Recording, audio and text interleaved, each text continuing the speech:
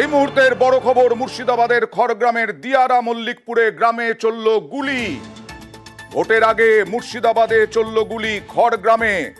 কি কারণে গুলি, আতঙ্কে এলাকার বাসিন্দারা? বিস্তারিত জানবো প্রতিনিধি প্রণবের কাছ থেকে। প্রণব, দেখো, খড়গ্রামের দিয়ারা মল্লিকপুরে একটা রাস্তা নিয়ে গন্ডগোল চলছিল। তারপরে সেখানে তোমার রাস্তা নিয়ে গন্ডগোল দুই পক্ষের মধ্যে, তারপরে তৃণমূল কংগ্রেস এবং কংগ্রেসের দুটো পক্ষ হয়ে যায়। তারপরে হচ্ছে তৃণমূলের যে ইয়ে আছে, তৃণমূলের যিনি অঞ্চল সভাপতি রয়েছেন, সেই অঞ্চল সভাপতির পক্ষ থেকে গুলি চালানো হয় বলে অভিযোগ। এবং থামাবো প্রণব, একটু অ্যাম্বিয়েন্সটা দেখাই, শোনাই।